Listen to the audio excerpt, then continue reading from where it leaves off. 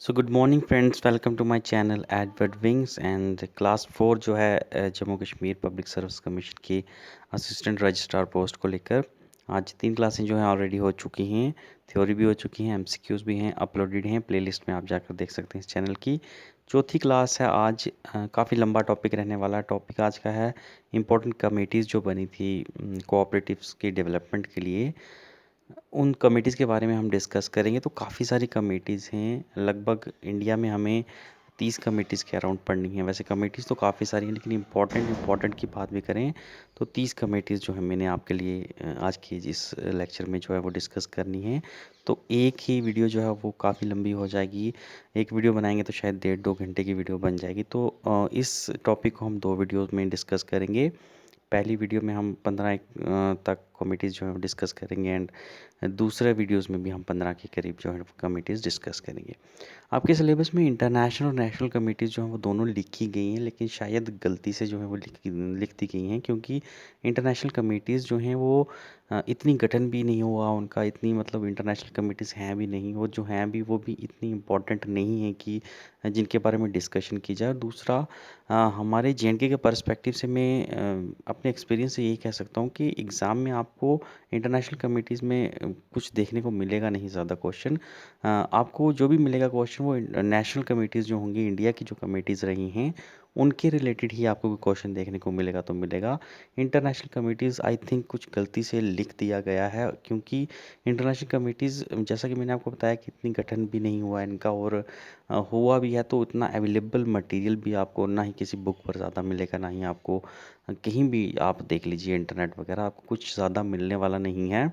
तो international committees पर हम ज़्यादा डिस्कस नहीं करेंगे। थोड़ी बहुत जो इंटरनेशनल कोऑपरेटिव अलायंस की कुछ कमिटीज़ हैं उसके बारे में हम ज़रूर डिस्कस करेंगे। बाकी उसके बाद हम सीधा फिर नेशनल कमिटीज़ के ऊपर डिस्कस करेंगे। तो आइए स्टार्ट करते हैं पार्ट 1 जो है important committees of for the development of cooperative societies. तो पहला पार्ट जो है इसका शुरू करते हैं। तो आईसीएस कमेटी के बारे में डिस्कस करेंगे, यानी इंटरनेशनल कोऑपरेटिव अलायंस के बारे में हमने हिस्ट्री में पढ़ा था। तो उनके द्वारा जो कमेटीज़ बनाई गई थी इंटरनेशनल लेवल पर, आई थिंक यही कमेटीज़ हैं जो कि आपको मटेरियल जिसका थोड़ा बहुत अवेलेबल मिलेगा, और इतनी इम्पॉर्टेंट जो हैं वो आज तक एग्जिस्ट कर रही हैं, जो एक फेडरेशन बन चुकी हैं, कॉरपोरेशन बन चुकी हैं अपने जन्म से लेकर आज के टाइम के बीच में।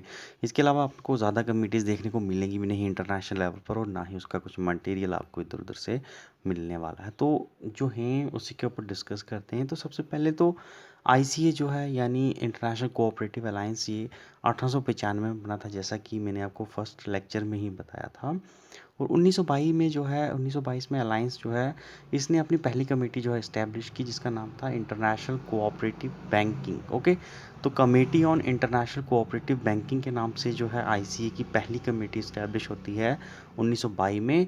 और ये एक सेक्टोरियल ऑर्गेनाइजेशन होती है, और इसमें बैंकिंग के रिलेटेड, यानी जो भी कोऑपरेटिव बैंकिंग के रिलेटेड जितने भी जो भी बैंक्स रहते हैं नेशनल लेवल पर या इंटरनेशनल लेवल पर, वो सारे जो हैं वो एक दूसरे के साथ जोड़ते हैं, रीऑर्गेनाइज होते हैं। ओके, और आज जो है ये जो कमेटी जो बनी थी 1922 में, आज इसे इंटरनेशनल कोऑपरेटिव बैंकिंग एसोसिएशन के नाम से जाना जाता है। यानी जो कमेटी उस टाइम बनी थी, आज वो एक बड़ा रूप लेकर एक एसोसिएशन बन चुकी है, और इसमें सारी कोऑपरेटिव बैंक्स जो हैं, दुनिया के जितने भी सेंट्रल कोऑपरेटिव बैंक्स हैं, वो एक साथ जुड़कर एक प्लेटफॉर्म में आते हैं और वो लोगों की भलाई के लिए काम करते हैं। ओके, उसके बाद 1922 में ही जो है अलायंस एक और कमेटी जो है इस्टेब्लिश करता है, जिसका नाम रहता है इंटरनेशनल कमेटी। ओके, तो इंटरनेशनल कमेटी जो है जिसको कि बनती 1922 में, जिसको कि 1971 में उसका नाम बदलकर इंटरनेशनल कोऑपरेटिव इंश्योरेंस फेडरेशन कर दिया जाता है। ओके, इंटरनेशनल इंश्योरेंस कॉरपोरेशन है यहाँ पर, तो आप ठीक कर लीजिएगा। इंटरनेशनल इंश्योरेंस कमेटी बनती है 1922 में, जिसका नाम जो है बदलकर 1971 में इंटरनेशनल कोऑपरेटिव इंश्योरेंस फेडरेशन जो है वो रख दिया जाता है, जिसमें जितने भी इंश्योरेंस के रिलेटेड कोऑपरेटिव्स रहते हैं दुनिया के, वो एक प्लेटफॉर्म पर आते हैं, वो जुड़कर एक ऑर्गेनाइजेशन बनाते हैं, ताकि हर एक लोगों की जो भी उसके मेंबर्स हैं उनकी वेलफेयर जो है वो उसका उस पर वो मिलकर काम कर सकें। आज जो है इस कमेटी को कहा जाता है international cooperative and mutual insurance federation. Okay, तो आज जो है ये एक फेडरेशन बन चुकी है, जो कि बहुत बड़ी बात होती है। जो कमेटी एक टाइम में छोटी कमेटी थी जिसमें कुछ मेंबर्स वगैरह ही थे कुछ देश के, आज वो एक फेडरेशन बन चुकी है जिसमें इसके इस सेक्टर के रिलेटेड जितने भी कोऑपरेटिव्स हैं वो एक प्लेटफॉर्म पर जुड़ते हैं और एक साथ काम करते हैं for the welfare of the society. Okay, उसके बाद 1952 में क्या आता है, अलायंस जो है एक और कमेटी सेटअप करता है जो कि हाउसिंग कोऑपरेटिव्स के लिए होती है। यानी जो भी कोऑपरेटिव जो कि हाउसिंग सेक्टर की डेवलपमेंट के लिए काम कर रहे हैं वो एक साथ प्लेटफॉर्म पर आते हैं और वो जो है मिलकर काम करने का डिसीजन लेते हैं। और आज इस कमेटी को कोऑपरेटिव हाउसिंग इंटरनेशनल के नाम से जाना जाता है। ओके, कोऑपरेटिव हाउसिंग इंटरनेशनल के नाम से जाना जाता है, जो कि एक ग्लोबल ऑर्गेनाइजेशन जो है उसके रूप में उभर कर हमारे सामने आती है। उसके बाद 1996 में अलायंस एक और कमेटी जो है सेटअप करता है। एक हमारे पास ऑलरेडी आईसीए की एग्रीकल्चर कमेटी है, इसके अंदर एक सब कमेटी जो है वो बनती है जो कि सिर्फ फिशरीज़ के ऊपर जो है फोकस जिसका रहता है। और तब जो है ये जब 1966 में बनती है तब तो ये सब कमेटी रहती है आईसीए की एग्रीकल्चर कमेटी के अंदर। लेकिन 1976 में जो है ये इससे अलग होकर एक इंडिपेंडेंट कमेटी बनती है और बिल्कुल अलग जो है इसकी फंक्शनिंग स्टार्ट हो जाती है। आज इस कमेटी को इंटरनेशनल कोऑपरेटिव फिशरीज़ ऑर्गेनाइजेशन के नाम से जाना जाता है एंड ये भी एक ग्लोबल ऑर्गेनाइजेशन के तौर पर काम कर रही है। जितने भी कोऑपरेटिव्स जो कि फिशरीज़ के रिलेटेड हैं उन सब का एक संगठन बनाकर। ओके, और इसके अलावा अगर आखिर में देखोगे आपके यंग नेटवर्क नाम से कमेटी रहती है, कोऑपरेटिव लॉ कमेटी है और उसके बाद जेंडर इक्वालिटी कमेटी है। ये तीन कमेटीज़ भी जो हैं ये आईसीए के द्वारा ही सेटअप की गई कमेटी हैं। तो ये भी तीन, अगर आपको पूछा जाए कि यंग नेटवर्क जो है ये किसकी कमेटी है, किसके द्वारा सेटअप की गई कमेटी है, तो ये इंटरनेशनल कोऑपरेटिव अलायंस के द्वारा सेटअप की गई कमेटी है। जेंडर इक्वालिटी कमेटी भी आईसीए की कमेटी है एंड कोऑपरेटिव लॉ कमेटी जो है वो भी आईसीए की कमेटी है।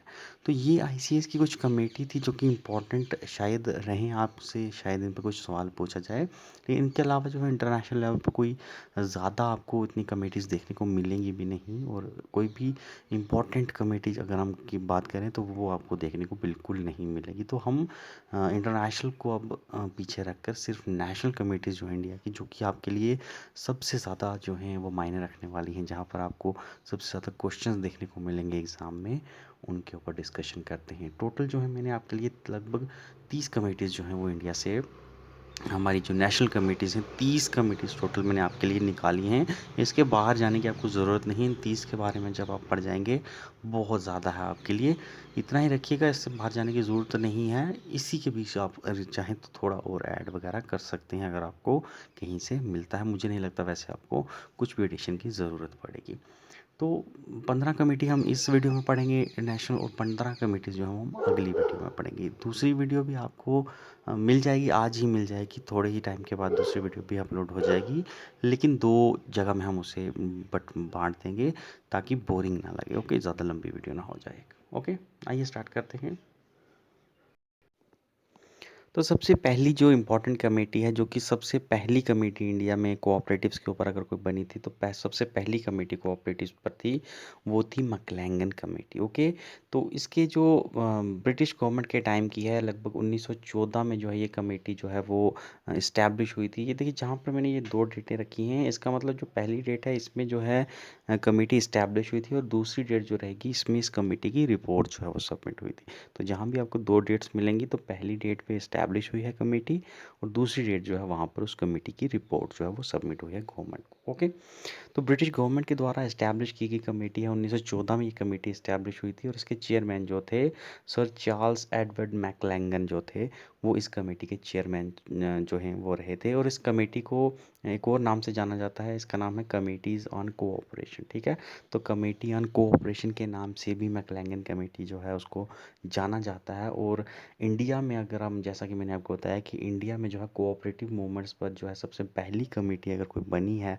इनकी डेवलपमेंट के लिए, यानी जब भी कोऑपरेटिव्स की स्थापना हुई उसके बाद अगर कोऑपरेटिव्स की डेवलपमेंट के लिए गवर्नमेंट ने कोई अगर पहली कमेटी बैठाई तो वो मैकलैंगन कमेटी थी। ओके, 1914 में मैकलैंगन कमेटी। उसके बाद ये कमेटी एक और भी रिकॉर्ड बनाती है कि एक पहली कमेटी रहती है जो कि हमें रिकमेंड करती है, जो कि इंडिया को रिकमेंड करती है कि 2 टियर स्ट्रक्चर जो है वो रहना चाहिए। ओके। ओके। तो एपेक्स प्रोविंशियल कोऑपरेटिव बैंक्स जो हैं इंडिया में होने चाहिए, ये सबसे पहले रिकमेंड करने वाली कमेटी भी मैकलैंगन थी। यानी प्रोविंशियल कोऑपरेटिव बैंक, जैसे कि हमारे पास स्टेट कोऑपरेटिव बैंक है या फिर सेंट्रल कोऑपरेटिव बैंक है, तो इन्हें हम एपेक्स प्रोविंशियल कोऑपरेटिव बैंक्स कहते हैं। तो ऐसे हमारे पास बैंक होने चाहिए। ये भी पहली रिकमेंडेशन अगर किसी की थी तो वो तो मैकलैंगन कमेटी की थी। ओके। अब रहता है रीज़न कि इस कमेटी को जो है इस्टेब्लिश किया क्यों जाता है। तो 19th सेंचुरी जो है, 20th सेंचुरी जब स्टार्ट होती है, नहीं 1905 से लेकर 1910 के बीच में जो बैंकिंग क्राइसिस जो है वर्ल्ड को देखना पड़ता है। उसके बाद फॉलोड बाय 1914 में आपको पता है कि वर्ल्ड वॉर फर्स्ट जो है वो स्टार्ट हो जाती है। तो इन दोनों की वजह से कोऑपरेटिव्स जो रहते हैं इंडिया में, जो है कोऑपरेटिव, उन्हें काफ़ी ज़्यादा नुकसान पहुंचता है। वो काफ़ी ज़्यादा हिट होते हैं और उनकी फंक्शनिंग जो है उसमें काफ़ी जो है रुकावट आती है और एक किस्म के वो काफ़ी फेल होने के कगार पर आ जाते हैं। और गवर्नमेंट को लगता है कि गवर्नमेंट की इंटरवेंशन जो है वो अब ज़रूरी है, ताकि इन कोऑपरेटिव जो हैं इन्हें फेल होने से कहीं ना कहीं इंडिया में बचाया जाए। तो क्या जो है बदलाव गवर्नमेंट को लाने चाहिए इन कोऑपरेटिव्स की डेवलपमेंट के लिए इस क्राइसिस के बाद, उसके लिए गवर्नमेंट जो है ये कमेटी इस्टेब्लिश करती है और ये कमेटी जो है अपनी रिकमेंडेशन देती है जिस पर गवर्नमेंट जो है वो काम करती है। ओके। कमेटी, जैसा कि मैंने आपको बताया, 1914 में इस्टेब्लिश हुई। 1915 में जो है कमेटी की पहली रिपोर्ट आती है। क्या रिकमेंडेशन रहती है कमेटी की? सबसे पहले तो कमेटी क्या पाती है कि कमेटी की फाइंडिंग ये रहती है कि lack of training before and after registration of cooperatives. ठीक है। तो पहली कमी जो है कमेटी को यही आ जाती है कि जो कोऑपरेटिव्स कमेटी हैं ये रजिस्ट्रेशन से पहले भी ये ट्रेंड नहीं रहती और रजिस्ट्रेशन के बाद भी कहीं ना कहीं इनकी ट्रेनिंग में, जो कि ट्रेनिंग ज़रूरी है कोऑपरेटिव्स की प्रॉपर फंक्शनिंग के लिए, कोऑपरेटिव्स की प्रॉपर वर्किंग के लिए, वो ट्रेनिंग जो है वो कहीं ना कहीं इन्हें नहीं दी जा रही है, even before the registration and even after the registration. तो ये एक बड़ी कमी जो है कमेटी को दिखती है और इस कमी को जो है सुधारने की रिकमेंडेशन जो है वो कमेटी जो है वो इसको गवर्नमेंट को देती है। उसके बाद दूसरी रिकमेंडेशन रहती है कि जो कोऑपरेटिव्स हैं, हर प्रोविंस में कोऑपरेटिव जो है इनका 3 टियर स्ट्रक्चर जो है वो रहना चाहिए। 3 कमेटी जो है, हर जो भी प्रोविंस होगा वहाँ पर कम से कम 3 कमेटी जो है अलग अलग लेवल पर वो रहेंगी। जैसे 3 टियर पंचायती राज सिस्टम है, आप हर डिस्ट्रिक्ट में अगर आप देखते हो तो एक डिस्ट्रिक्ट लेवल पर जो है आपको टियर मिलता है, एक ब्लॉक लेवल पर टियर मिलता है और एक जो है आपको विलेज लेवल पर टियर मिलता है। इसी तरह कहा गया कि कोऑपरेटिव जो है हर प्रोविंस में उनका भी 3 टियर स्ट्रक्चर रहना चाहिए। कैसा रहना चाहिए? सबसे पहले तो बेस लेवल यानी ग्रास रूट लेवल जो है, यानी विलेज के लेवल जो होंगे, टाउन के लेवल्स जो होंगे, यहाँ पर आपके पास प्राइमरीज जो हैं यानी प्राइमरी कोऑपरेटिव सोसाइटीज़ जो हैं वो रहनी चाहिए, जो कि एक बेस बनाएंगे। उसके बाद सेंट्रल कोऑपरेटिव जो है वो बिल्कुल मिडल में रहने चाहिए, सेंट्रल कोऑपरेटिव मिडल में रहने चाहिए। और उसके बाद प्रोविंशियल कोऑपरेटिव यानी स्टेट कोऑपरेटिव जो हैं ये एपेक्स पर रहने चाहिए। पिछली वीडियो में आपको मैंने बताया भी था कि एपेक्स कोऑपरेटिव सोसाइटीज़ जो हैं वो स्टेट कोऑपरेटिव सोसाइटीज़ होती हैं, वहाँ पर सेंट्रल कोऑपरेटिव सोसाइटीज़ जो हैं वो नहीं करना है, क्योंकि कोऑपरेटिव्स के ऊपर सबसे ज़्यादा हक जो है वो स्टेट गवर्नमेंट का है। तो वहाँ पर एपेक्स सोसाइटी जो है टियर में वो आपकी स्टेट या प्रोविंशियल कोऑपरेटिव रहेगी, सेंट्रल कोऑपरेटिव जो है वो आपकी मिडिल टियर में रहेगी। ओके। तो ऐसा 3 टियर स्ट्रक्चर जो है कोऑपरेटिव्स का रिकमेंड किया गया मैकलैंगन कमेटी के द्वारा। उसके बाद इन्होंने कहा कि ये जो भी चेंजेस लाएंगे ये शॉर्ट टर्म और मीडियम टर्म फाइनेंसेस जो हैं वो कोऑपरेटिव्स को देने के लिए ये बदलाव आने चाहिए। यानी जो भी बदलाव लाए जाएंगे उसके बाद जो है कोऑपरेटिव्स को शॉर्ट टर्म आपको फाइनेंस भी प्रोवाइड करना है एंड आपको मीडियम टर्म फाइनेंस जो है वो भी प्रोवाइड करना है। लॉन्ग टर्म फाइनेंसेस जो हैं उसका जिक्र जो है वो इस कमेटी में नहीं किया गया। ओके।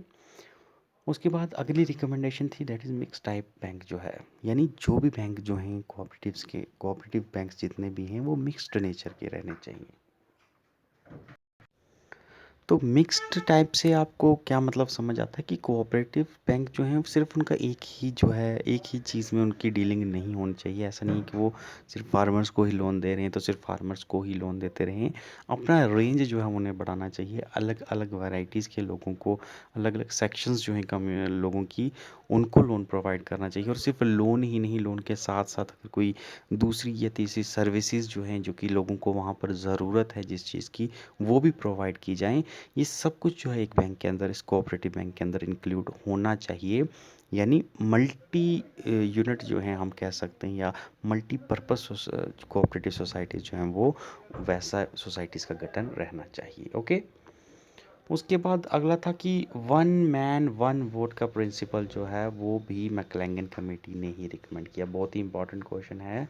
ऑब्जेक्टिव में बिल्कुल आपके 100% चांसेस इस क्वेश्चन के आने की कि वन मैन वन वोट जो है, यानी जो भी वोटिंग होगी, डेमोक्रेटिक वोटिंग होगी कोऑपरेटिव्स की, मेंबर ऑफ बोर्ड की सिलेक्शन की या उसकी सेक्रेटरी के सिलेक्शन की, या कोई भी किसी भी तरह की इलेक्शन जो है अगर कोऑपरेटिव के अंदर होते हैं, तो वहाँ पर एक इंसान जो उसको एक ही वोट मिलेगा, इर्रिस्पेक्टिव कि उसने जितना मर्जी कैपिटल या जितना मर्जी पैसा जो है वो उस कोऑपरेटिव में लगाया हो, जितनी मर्जी शेयर होल्डिंग उसकी हो, एक ही वोट मिलेगा उसको।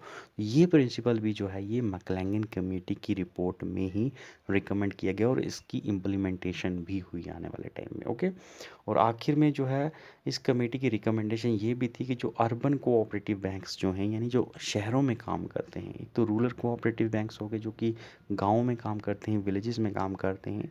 अर्बन कोऑपरेटिव बैंक्स हैं जो कि शहरों में भी काम करते हैं, क्योंकि गरीब जो हैं वो सिर्फ गांव में नहीं रहते, वो शहरों में भी रहते हैं। तो शहरों में भी अब अर्बन कोऑपरेटिव बैंक रहते हैं, तो उनके ऊपर भी जो है फोकस जो है इस कमेटी का था। उनकी भलाई के लिए भी रिकमेंडेशन जो है वो इस कमेटी ने दी है। ओके। तो ये जो थी मैकलेंगन कमेटी की रिपोर्ट्स थी और काफ़ी इंपॉर्टेंट पॉइंट्स हैं, याद रखिएगा, आप नोट्स ज़रूर बनाते रहिए साथ में। दूसरी कमेटी है वो है रॉयल कमीशन ऑन एग्रीकल्चर, जो कि 1926 से 1928 के बीच में बनी थी। ठीक है। तो रॉयल कमीशन ऑन एग्रीकल्चरल नाम से ये कमेटी थी। 1926 में क्या हुआ कि इस्टेब्लिशमेंट हुई है और 28 में इसने रिपोर्ट दी है, ये याद रखिएगा। ओके। कमेटी बिठाई किस लिए गई थी कि for the improvement of agricultural and agriculturalist and welfare of rural population. ठीक है। कि जो रूरल पॉपुलेशन है और जो एग्रीकल्चरल से जो लिंक रखने वाले लोग हैं, उनकी वेलफेयर और उनकी इम्प्रूवमेंट के लिए जो है ये कमेटी बैठाई गई थी। ओके। तो ब्रिटिश गवर्नमेंट के टाइम की कमेटी है, बिल्कुल आप देख सकते हैं आज़ादी से पहले की जो है ये कमेटी है। और इसके चेयरमैन जो हैं वो एच काल्वर्ट हैं। ओके। याद रखिएगा, बहुत फेमस नाम है। एच काल्वर्ट जो है थे ये रॉयल कमीशन ऑफ एग्रीकल्चर जो है कमेटी 1926 की, उसके चेयरमैन जो थे वो एच काल्वर्ट थे। और एच काल्वर्ट ने एक बुक भी लिखी है। आप लोग मुझसे पूछते हैं कि सर बुक जो है वो कौन सी है, तो एच काल्वर्ट के द्वारा लिखी गई ये बुक है law and principle of cooperation. ये बुक बहुत अच्छी है। यहाँ पर आपको जो कोऑपरेटिव्स के रिलेटेड बेसिक्स हैं वो आपको कहीं ना कहीं मिल जाएंगे। सारा सिलेबस जैसा कि मैंने आपको कहा है कि एक बुक में नहीं मिलेगा, तो कोऑपरेटिव्स के प्रिंसिपल्स और एक्ट्स वगैरह के जितनी भी जानकारी है वो आपको इसके अंदर मिल जाएगी। और ये बुक जो है एच काल्वर्ट ने लिखी है, और एच काल्वर्ट जो हैं ये चेयरमैन रहे रॉयल कमीशन ऑन एग्रीकल्चर के ऊपर। ओके। रिकमेंडेशन इनकी क्या थी कि सबसे पहले तो इनकी रिकमेंडेशन थी कि रेगुलेटेड मार्केट जो है वो एग्रीकल्चर का होना चाहिए। यानी एग्रीकल्चर का जो मार्केट है उसमें रेगुलेशन जो है वो गवर्नमेंट को लानी पड़ेगी, यानी गवर्नमेंट को इंटरवीन करना चाहिए।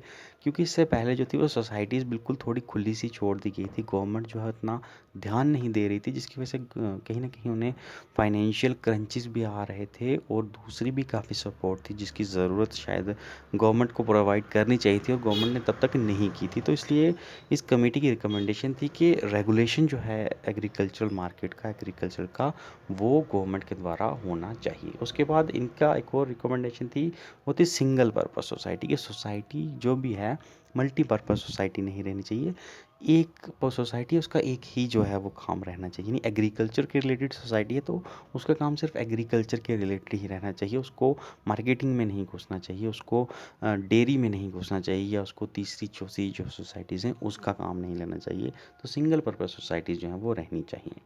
उसके बाद फॉर्मेशन ऑफ एलएलबी यानी लैंड मॉर्टगेज बैंक जो हैं, इनकी फॉर्मेशन जो है होनी चाहिए। ये भी रिकमेंडेशन जो है ये रॉयल कमीशन ऑन एग्रीकल्चर रखा था, ये भी एक इम्पॉर्टेंट क्वेश्चन है, आता है लैंड मॉर्टगेज बैंक्स जो हैं ये किसकी रिकमेंडेशन पर बने थे, तो बिल्कुल रॉयल कमीशन ऑन एग्रीकल्चर, जिसके चेयरमैन एच कालवर्ट थे। और इसी लैंड मॉर्टगेज बैंक को की जो रिकमेंडेशन थी, इसको मानते हुए मद्रास गवर्नमेंट ने 1927 में ही पहला जो था लैंड मॉर्टगेज बैंक जो है वो मद्रास के टाउनसेंड गांव जो था, टाउनसेंड एरिया जो था, वहाँ पर पहला लैंड मॉर्टगेज बैंक जो है वो बनाया इस कमेटी की रिकमेंडेशन के बाद। ओके।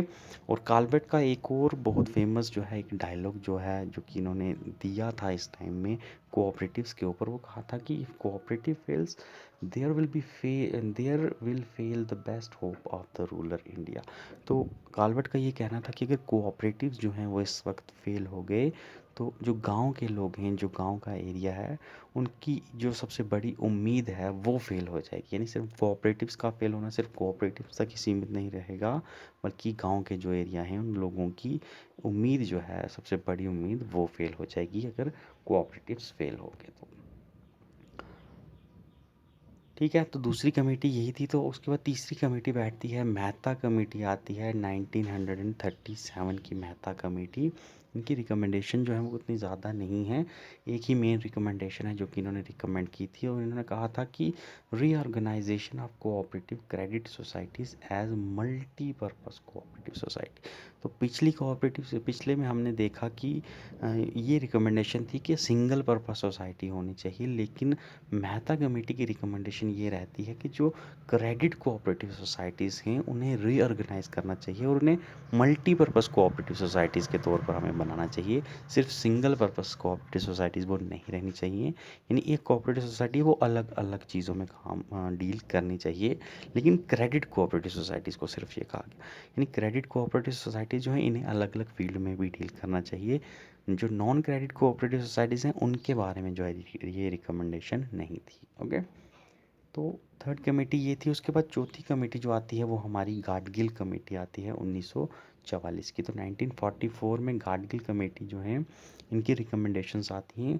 क्या रिकमेंडेशन थी इनकी? पहली रिकमेंडेशन थी कि क्रॉप लोन जो है वो सोसाइटीज़ को देना चाहिए। यानी जो भी कोऑपरेटिव सोसाइटीज़ हैं इन्हें क्रॉप लोन जो है वो देना चाहिए। यानी जो भी फार्मर्स हैं जिन्हें सीड्स लेने हैं तो उस सीड का लोन जो है, यानी क्रॉप को बोने का, बीजने का और उसकी हार्वेस्टिंग तक का सारा जो है, जो भी खर्चा आता है फार्मर का, उतना लोन जो है वो कोऑपरेटिव सोसाइटीज़ को, हर फार्मर को देना चाहिए क्रॉप लोन के तौर पर।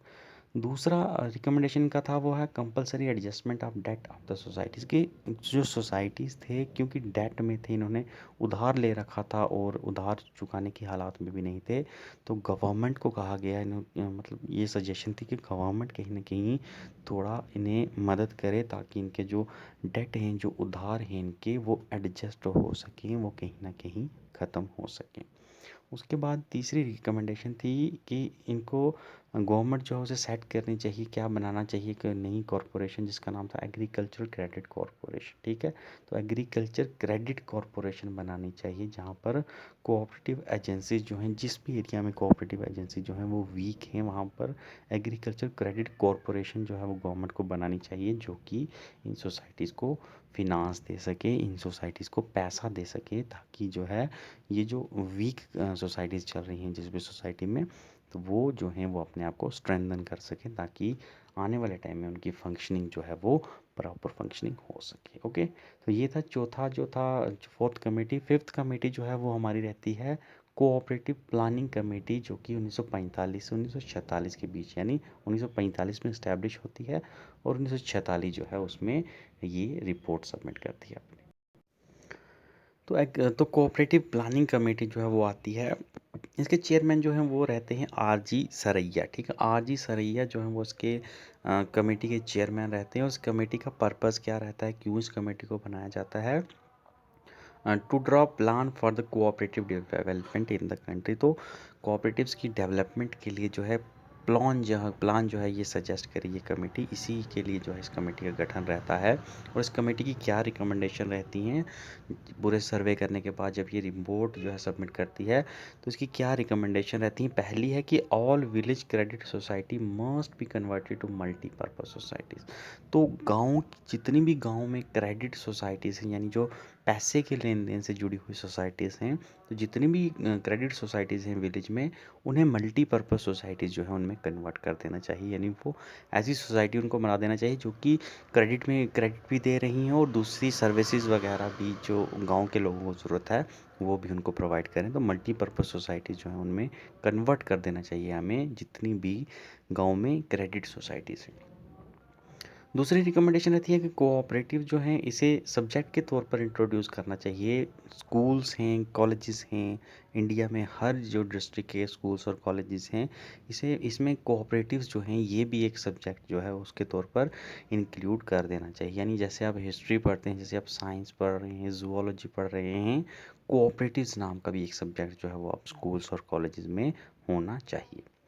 उसके बाद जो अनलिमिटेड लाइबिलिटी थी इससे पहले कोऑपरेटिव क्रेडिट सोसाइटीज़ की, उसको अब लिमिटेड लाइबिलिटी जो है उसमें कन्वर्ट कर देना चाहिए। ये रिकमेंडेशन थी कोऑपरेटिव प्लानिंग कमेटी की। ओके, उसके बाद अगली थी formation of rural and urban housing societies कि कोऑपरेटिव सोसाइटीज़ क्रेडिट सोसाइटीज़ तो हैं ही विलेज में, लेकिन विलेज में और शहरों में भी यानी रूरल हाउसिंग सोसाइटीज़ भी होनी चाहिए और अर्बन हाउसिंग सोसाइटीज़ जो हैं ये भी हमें बनानी चाहिए। उस टाइम जो थी हाउसिंग सोसाइटीज़ जो थी वो वहाँ पर मौजूद नहीं थी इंडिया में। 1945 की अगर बात करें तो अर्बन और रूरल हाउसिंग कोऑपरेटिव सोसाइटी यानी जो घर बनाने के रिलेटेड जो कोऑपरेटिव सोसाइटीज़ रहेंगी उनका गठन भी होना चाहिए गांव में भी और शहरों में भी। उसके बाद आखिरी रिकमेंडेशन थी कि credit for all the necessities of life कि क्रेडिट जो है यानी जो कोऑपरेटिव सोसाइटीज़ पैसा दे रही हैं अगर फार्मर को या किसी भी मेंबर को, वो ऐसा नहीं होना चाहिए कि वो किसी एक दो फील्ड तक ही लिमिटेड हो। यानी सिर्फ ये कहा जाए कि आप सीड्स लेने के लिए पैसा ले सकते हैं या आप हार्वेस्टिंग के लिए ही पैसा ले सकते हैं या आप सिर्फ इक्विपमेंट्स के लिए पैसा ले सकते हैं। ऐसा नहीं होना चाहिए। जो भी सोसाइटी क्रेडिट दे रही है तो क्रेडिट जो है वो जितनी भी ज़रूरी चीज़ें हैं ज़िंदगी को काटने के लिए उस हर चीज़ के लिए जो है वो क्रेडिट उनके मेंबर्स को वो मिलना चाहिए। ओके, तो ये रिकमेंडेशन थी हमारे सरैया कमेटी की। उसके बाद छठी कमेटी जो है वो है ऑल इंडिया रूरल क्रेडिट सर्वे कमेटी। रूरल क्रेडिट सर्वे कमेटी जो है ऑल इंडिया रूरल क्रेडिट सर्वे कमेटी 1951 और 1954 यानी 1951 में इस्टेब्लिश है और 54 में रिपोर्ट जो है वो सबमिट रहती है। इसकी सबसे बड़ी खासियत ये रहती है कि इंडिपेंडेंट इंडिया जो है ये इसकी पहली कमेटी, यानी जब हिंदुस्तान आज़ाद होता है उसके बाद कोऑपरेटिव्स पर पहली जो कमेटी बनती है वो यही कमेटी होती है, ऑल इंडिया रूरल क्रेडिट सर्वे कमेटी। और इसके चेयरमैन जो हैं वो हैं एडी गोरवाला। ठीक है, तो एडी गोरवाला जो हैं वो इसके चेयरमैन रहते हैं।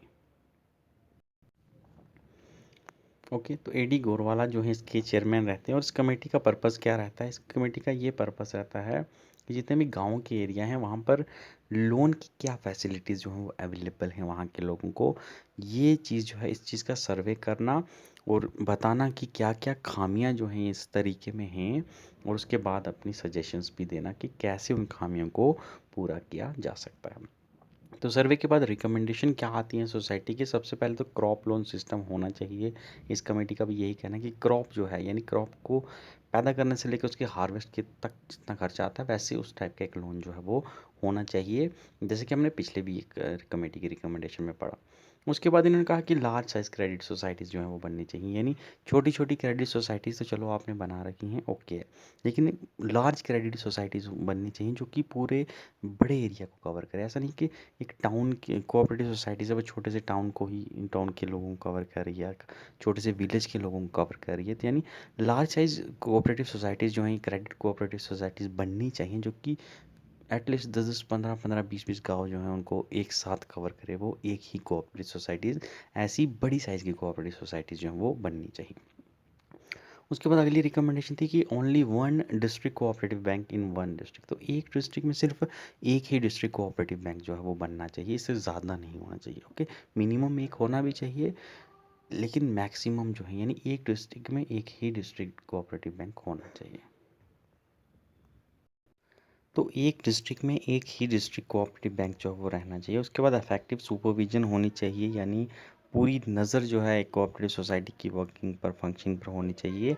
और हर कोऑपरेटिव सोसाइटी का जो ऑडिट है उसे कंपलसरी कर देना चाहिए। यानी ऐसा नहीं है कि जिस कोऑपरेटिव सोसाइटी की मर्ज़ी है ऑडिट करवाने की वही क्या ऑडिट करवाएगी और जिसकी नहीं है वो नहीं करवाएगी।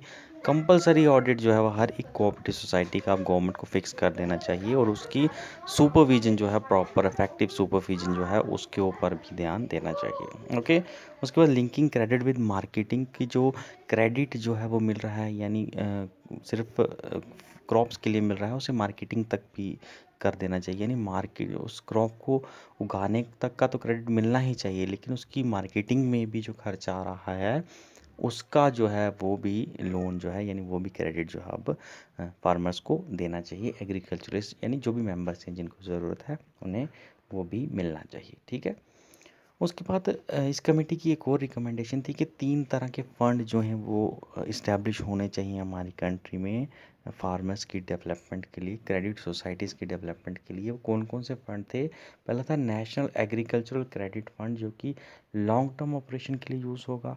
उसके बाद नेशनल एग्रीकल्चरल फ़ंड जो कि स्टेबलाइजेशन के लिए यूज़ होगा। और तीसरा था नेशनल एग्रीकल्चरल क्रेडिट फ़ंड जो कि रिलीफ और गारंटी के लिए यूज़ होगा।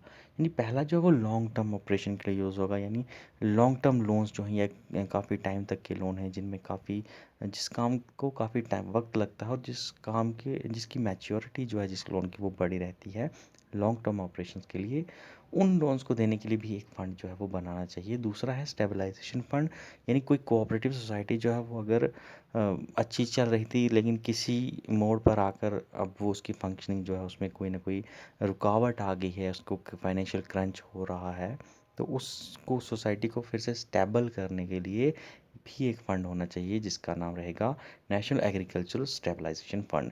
तीसरा है रिलीफ और गारंटी, यानी जो कोऑपरेटिव सोसाइटीज़ किसी वजह से बंद पड़ जाएँ तो एक रिलीफ के तौर पर और गारंटी के तौर पर जो है एक फंड जो है वो इस्टेब्लिश होना चाहिए जिसका नाम national agricultural credit fund for relief and guarantee रहेगा।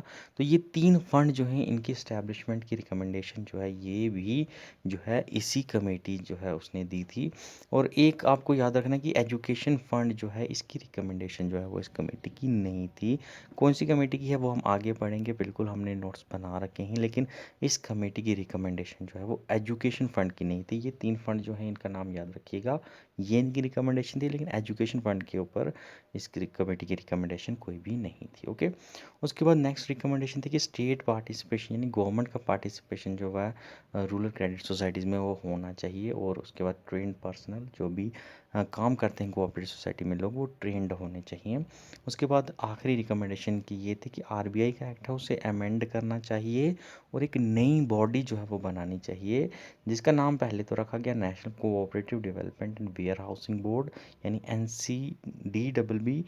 1956 में जो है ये बनता है national cooperative development warehousing board.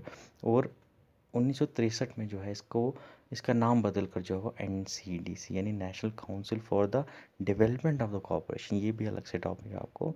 तो इसका प्रीवियस नेम जो था वो national cooperative development and warehousing board था। और 1963 में यानी 7 साल बाद जो है इसका नाम चेंज करके NCDC यानी national council for the development of the corporation of the cooperatives जो है वो रख दिया जाता है। तो NCDC जो है ये की भी किसकी रिकमेंडेशन पर बना था, ये भी आप याद रखिएगा, ये भी ऑल इंडियन रूरल क्रेडिट सर्वे कमेटी जो रही थी 1951-54 की, उसकी रिकमेंडेशन पर NCDC बनती है। उसके बाद 7वीं कमेटी जो है वो हमारी आती है ऑल इंडिया कोऑपरेटिव कांग्रेस। सो कि ये एक कमेटी नहीं थी एक्चुअली, ये एक कांग्रेस थी, यानी एक हम सब कह सकते हैं कि जहाँ पर लोग मिले थे, एक कॉन्फ्रेंस टाइप की चीज़ हम कह सकते हैं, जिसमें जितने भी कोऑपरेटिव सोसाइटीज़ थी, इंपॉर्टेंट कोऑपरेटिव सोसाइटीज़, उनके हेड जो है वो मिले थे एक जगह पर। ये कब हुई थी? 1956 में हुई थी। कहाँ हुई थी? पटना के बिहार के पटना में। तो बिहार के पटना में जो है ये ऑल इंडिया कोऑपरेटिव कांग्रेस जो है 1956 में हुई। और क्या क्या चीज़ें जो हैं वो वहाँ पर डिसाइड हुई?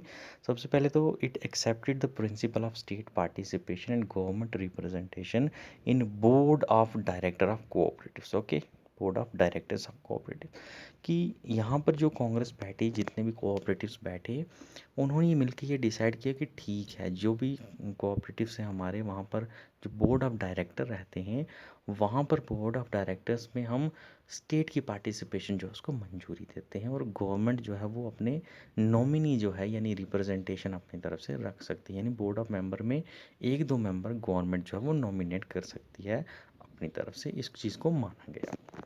लेकिन क्यों माना गया?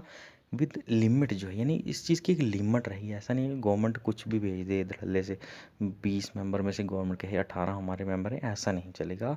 इन्होंने एक लिमिट फिक्स की कि गवर्नमेंट जो है वो अपनी नॉमिनी तो भेज सकती है, लेकिन नंबर ऑफ नॉमिनी जो हैं वो लिमिटेड रहेंगे। कितने लिमिटेड रहेंगे?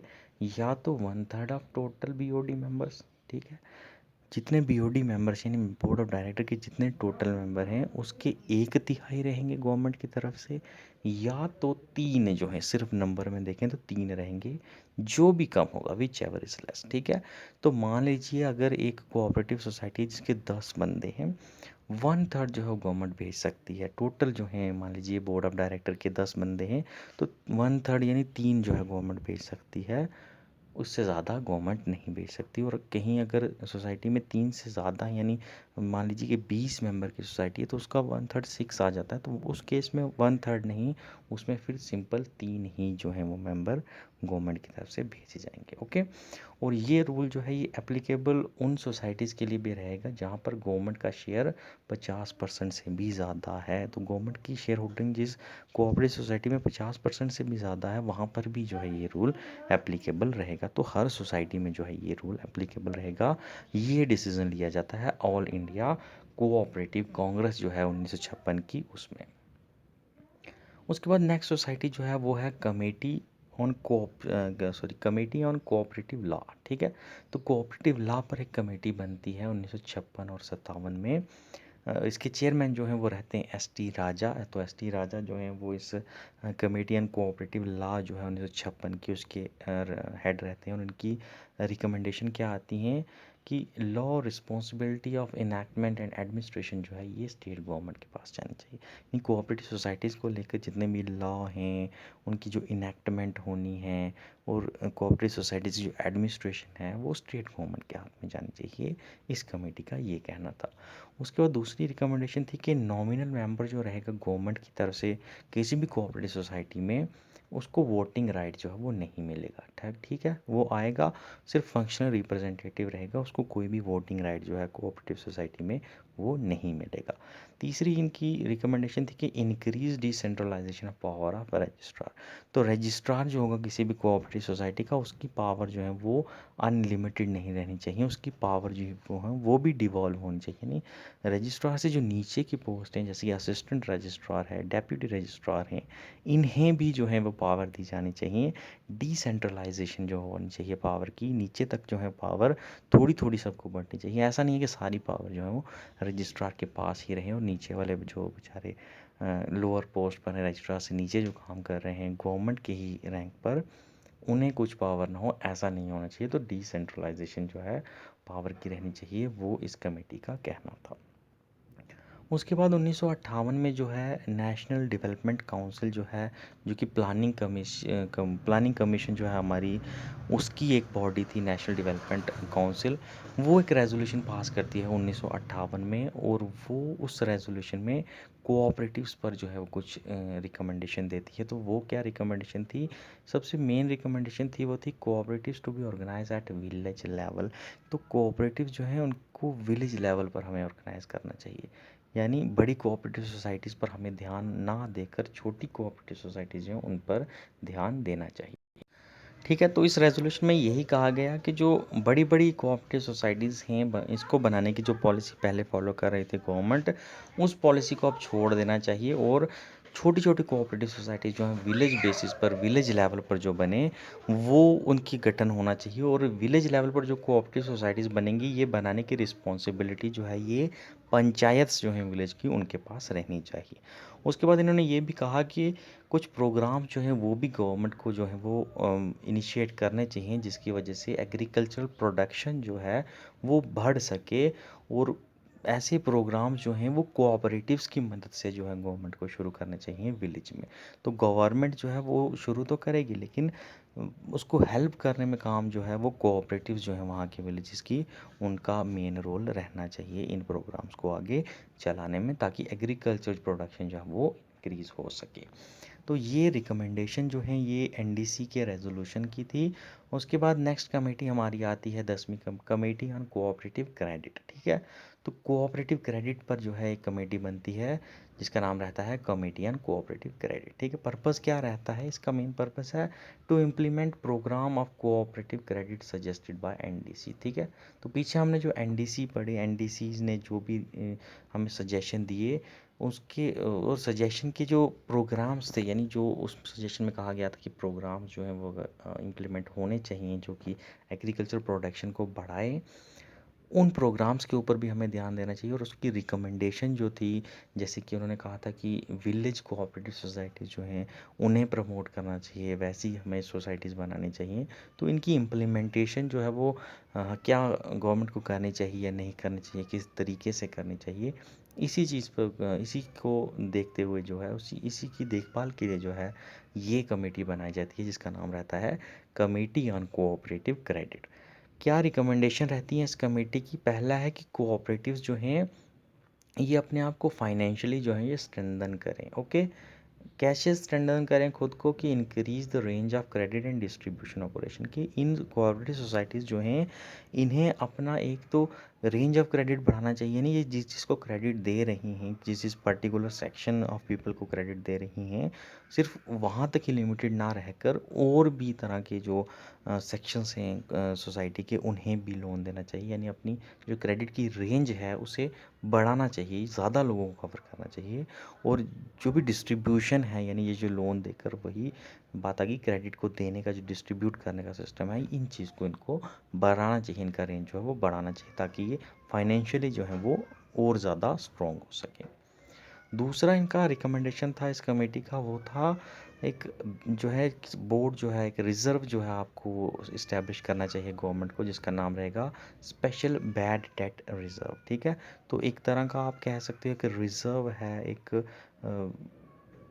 क्या कह सकते हैं हम, रिज़र्व आप समझते हैं कि जहाँ पर आपको पैसा जो है आपको डालना है गवर्नमेंट को, और उस रिज़र्व का इस्तेमाल जो है वो कब यूज़ होगा? क्योंकि ये स्पेशल बैड डेट रिज़र्व है, तो अगर किसी सोसाइटी के डेट जो हैं वो क्लियर नहीं है, यानी उधार जो कोई सोसाइटी उधार में आ गई है, तो अगर उसको पैसे की ज़रूरत है अपना उधार जो है वो मुकाने के लिए, तो उस उधार को ख़त्म करने के लिए इस फंड में से फिर पैसे का यूज़ किया जाएगा, और इस फंड का क्रिएशन जो है वो करना चाहिए गवर्नमेंट को, जिसका नाम रहेगा special bad debt reserve fund. Okay, उसके बाद थर्ड रिकमेंडेशन थी कि ऑर्गेनाइज सर्विस कोऑपरेटिव। ठीक है, सर्विस कोऑपरेटिव जो हैं इन्हें भी हमें जो है वो ऑर्गेनाइज करना चाहिए। सिर्फ क्रेडिट सोसाइटीज़ पर ही हमें ध्यान नहीं देना चाहिए, हमें सर्विस कोऑपरेटिव जो हैं उनका गठन जो है वो भी जो है गांव में करना चाहिए, और वो भी विलेज लेवल पर हमें करना चाहिए, और इन्हें प्राइमरी यूनिट के तौर पर ही हमें ट्रीट करना चाहिए, यानी विलेज लेवल पर ही इनका गठन होना चाहिए जो हमारे सर्विस कोऑपरेटिव्स रहेंगे। ओके, और इसमें स्टेट की पार्टिसिपेशन जो है वो भी होनी चाहिए। अगली रिकमेंडेशन थी कि encourage member to subscribe share capital.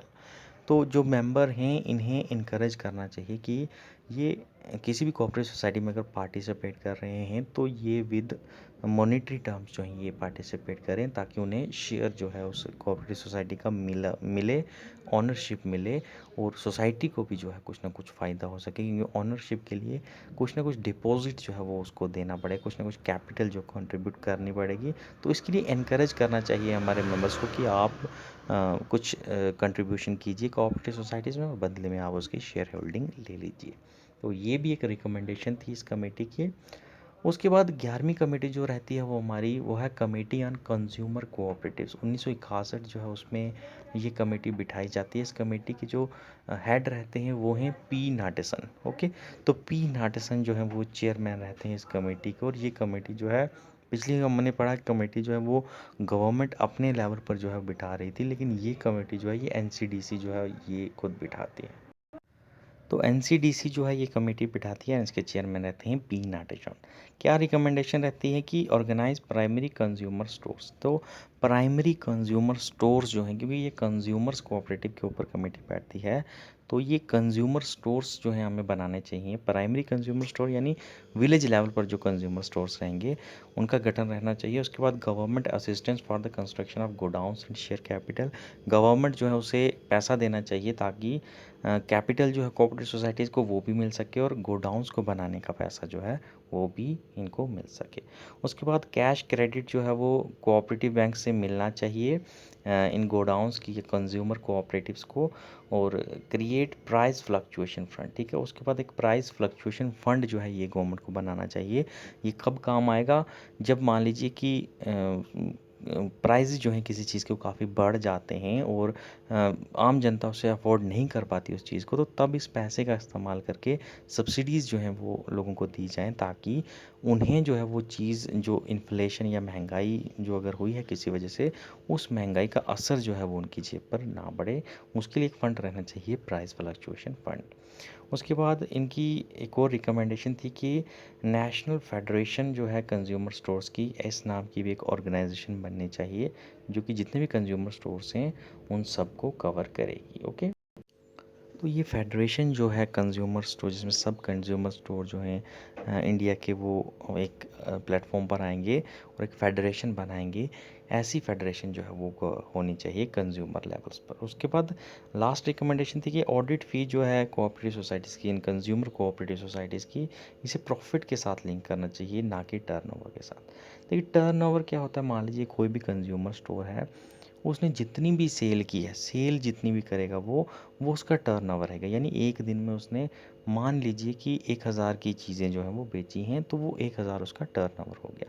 लेकिन उस 1000 की चीज़ों में खुद भी तो उसने जो है कुछ ना कुछ जब लाया सामान वो भी तो लगा होगा। मान लीजिए उसने जो रिटेलर से, सॉरी, जो होलसेलर से लाया होगा सामान, वो 800 का है, तो 800 का सामान उसने लाया, बेचा 1000 में, तो प्रॉफिट उसका बचा कितना, 200। तो वो 200 जो है वो प्रॉफिट रहेगी। तो टोटल सेल जो है वो टर्नओवर रहेगी, और अपना जो पैसा उसने लगाया होगा वो वो जो जब टर्नओवर से वो अमाउंट निकाला जाएगा, तो जो पीछे अमाउंट बचेगा वो प्रॉफिट रहेगी। तो ऑडिट फ़ी जो है इन कोऑपरेटिव सोसाइटीज़ की, ये सजेस्ट किया गया कि ये टर्नओवर के बेस पर नहीं होनी चाहिए, बल्कि ये प्रॉफिट के बेस पर होनी चाहिए। यानी टर्नओवर के बेस पर रहेगी तो ज़्यादा ऑडिट फ़ी लगेगी सोसाइटीज़ को, क्योंकि अमाउंट ज़्यादा है।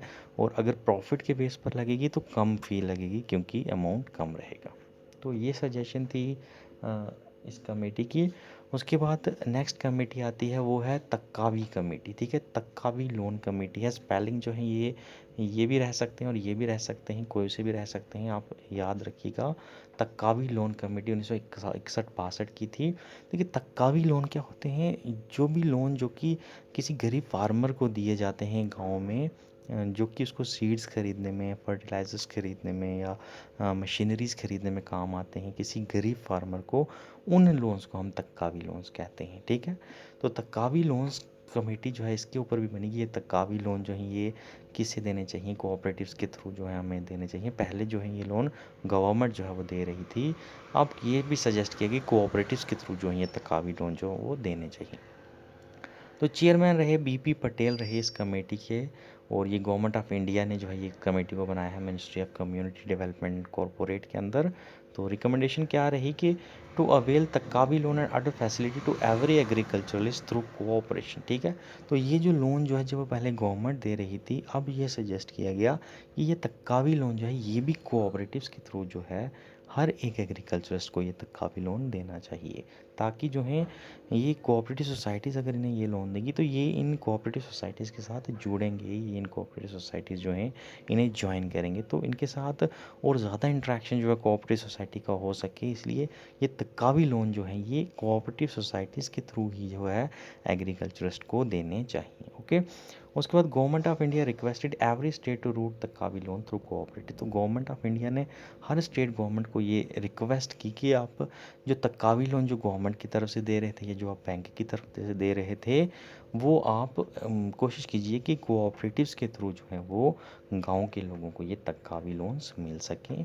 ये इनकी रिकमेंडेशन थी। ओके, उसके बाद नेक्स्ट कमेटी आती है हमारी एम.एल. दांतेवाला कमेटी, 1964 से 66 की कमेटी है। तो एम.एल. दांतेवाला कमेटी,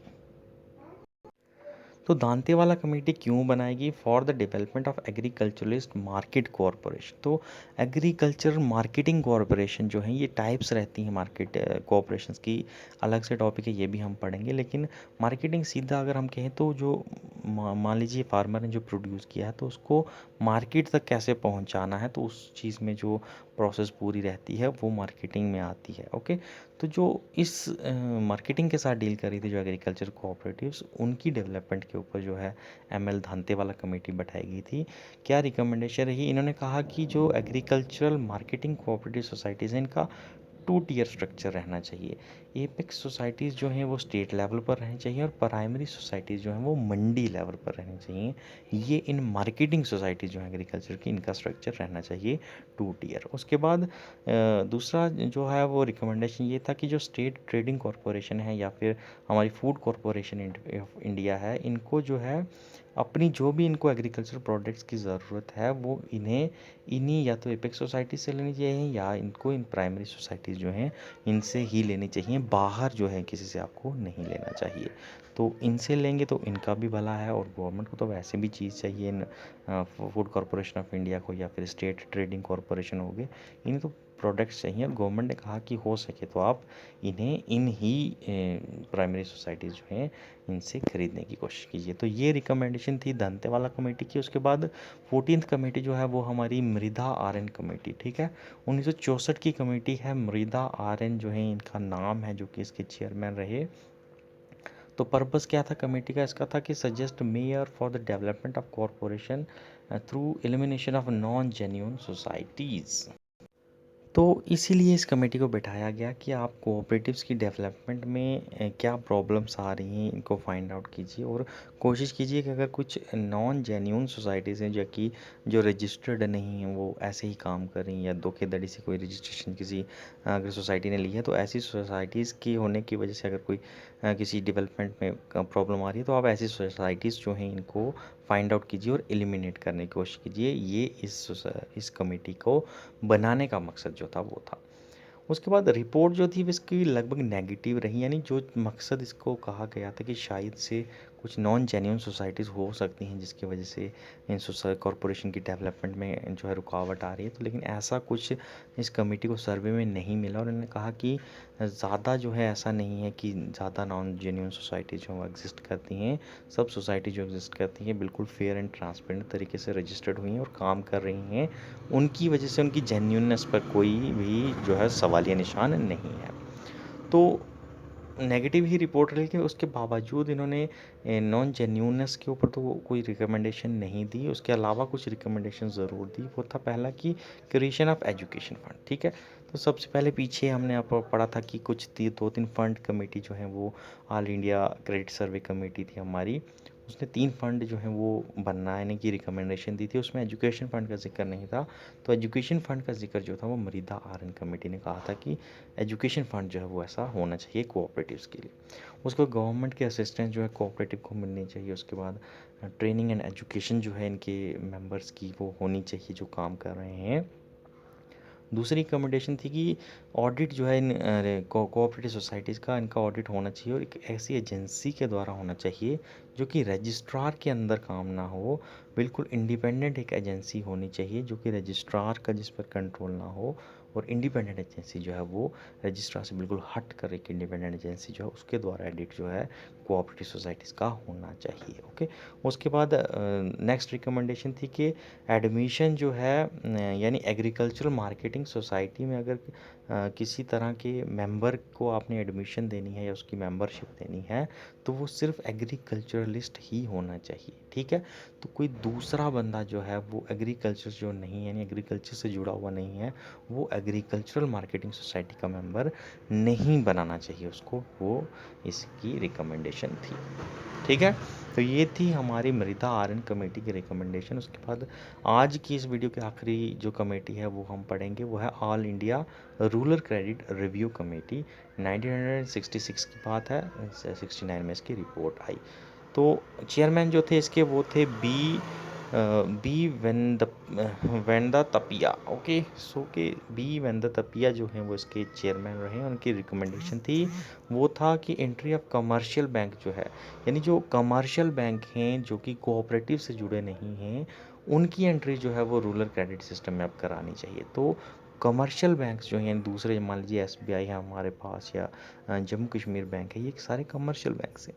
तो इन बैंक्स को भी अब रूरल क्रेडिट सिस्टम, यानी गांव में जो क्रेडिट दे रही थी पहले कोऑपरेटिव सोसाइटी, सिर्फ ये कोऑपरेटिव बैंक्स ही इनको क्रेडिट दे रही थी, अब उस रूरल क्रेडिट सिस्टम में कोऑपरेट कमर्शियल बैंक्स जो हैं इनको भी इंक्लूड करना चाहिए, ताकि इसको सप्लीमेंट कर सके, ना कि सप्लांट कर सके। ऐसा नहीं था कि इनको हटा कर जो है कमर्शियल बैंक्स को ऊपर बैठा देना है, हमारी कोऑपरेटिव सोसाइटीज और कोऑपरेटिव बैंक्स को इनको हटाना नहीं है, बल्कि इनको सप्लीमेंट करना है, यानी इनको और मदद करनी है इन कमर्शियल बैंक्स को वहाँ पर लाकर, ये मकसद था। उसके बाद जो प्राइमरी एग्रीकल्चरल क्रेडिट सोसाइटीज़ थी वो इन्होंने फाइंड आउट किया कि वो कुछ पोटेंशियली वायबल नहीं हैं, इसलिए उनको गवर्नमेंट रेगुलेशन की ज़रूरत है। यानी वो खुद से जो काम उनका चल रहा है वो सही नहीं है, कहीं ना कहीं उनको रेगुलेशन की ज़रूरत है, उनको वहाँ पर कुछ बदलाव की ज़रूरत है। ये इस कमेटी की सजेशन थी। उसके बाद आखिरी जो सजेशन थी वो थी integrity, efficiency, dedication, functioning based on democratic and egalitarian principle and effective supervision. ठीक है, तो हर एक सोसाइटी जो है उसकी इंटीग्रिटी, एफिशिएंसी और डेडिकेशन और प्रॉपर फंक्शनिंग पर जो है हमें काम करना चाहिए, और ये सब चीज़ें जो हैं ये डेमोक्रेटिक और इगैलिटेरियन प्रिंसिपल की बेसिस पर होनी चाहिए। ठीक है, डेमोक्रेटिक हो गया स्वतंत्र, यानी यहाँ पर हम सबको वोटिंग का अधिकार है, हम सबको हर डिसीजन में बिल्कुल इक्वालिटी मिलनी चाहिए। और इगैलिटेरियन प्रिंसिपल, अगेन इक्वालिटी ही इगैलिटेरियन प्रिंसिपल होते हैं। और उसके बाद इफेक्टिव सुपरविजन जो है कोऑपरेटिव्स की होनी चाहिए। ये सब जो है रिकमेंडेशन रही हमारी all India rural credit review committee जो है उसकी। तो आज की वीडियो में इतना ही है। पार्ट बी जो है वो अवेलेबल आपको रहेगा, आप प्लेलिस्ट में जाकर देख सकते हैं। पार्ट बी आपको इस वीडियो का मिल जाएगा, टेलीग्राम चैनल पर आपको इसकी भी पीडीएफ मिल जाएगी और दूसरे की भी पीडीएफ मिल जाएगी। अगर यहाँ पर प्रॉब्लम आ रही है तो आप हमें मेल कर सकते हैं, अबाउट सेक्शन में हमारा ईमेल एड्रेस जो है वो वहाँ पर अवेलेबल है। तो ठीक है, दूसरी वीडियो में हम आपको मिलते हैं। आज के लिए इतना ही है, बने रहिएगा एडवर्ड बिंग्स के साथ।